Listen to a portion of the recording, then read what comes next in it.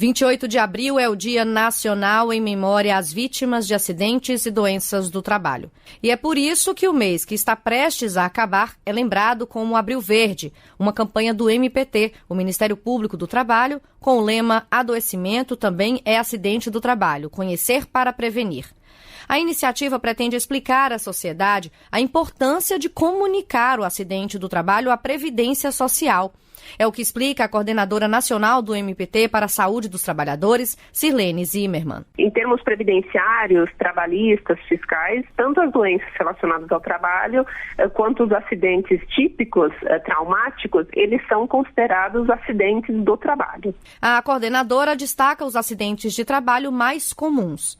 As doenças e lesões osteomusculares, lesões por esforços repetitivos, ainda são as doenças que mais acometem os trabalhadores nos ambientes de trabalho. Nós temos situações as mais diversas que podem acometer esses trabalhadores, como tendinites, bursites, que são situações de dor persistente e que impedem muitas vezes a realização das atividades por esses trabalhadores.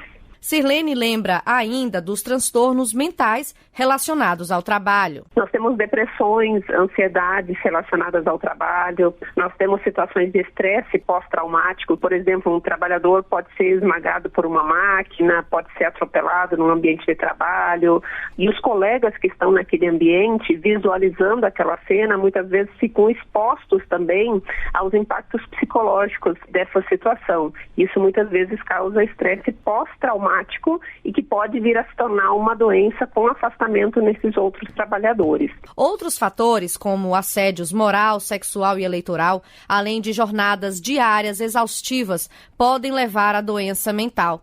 Mas é comum que o próprio empregado resista a admitir o problema por preconceito social ou constrangimento. Por outro lado, as empresas quase não notificam o INSS sobre as doenças mentais relacionadas ao trabalho, segundo a coordenadora do MPT. Tem alguns setores específicos que foram estudados, como, por exemplo, setor de frigoríficos, em que num período de 5 anos foram concedidos cerca de 3.200 benefícios pelo INSS para trabalhadores reconhecidamente vítimas de adoecimento mental relacionado ao trabalho, e enquanto que apenas em 2 casos as empresas reconheceram que aquele adoecimento teve relação com o trabalho. Quando o acidente de trabalho não é comunicado ao INSS, o empregado fica sem auxílio-doença e a sociedade é prejudicada. As políticas públicas de saúde do trabalhador, elas somente conseguem ser definidas e implementadas a partir de dados. Se a notificação dos acidentes e das doenças não acontecem, esses dados eles são precários e as políticas públicas ou elas não são implementadas ou são implementadas de forma ineficiente ou insuficiente.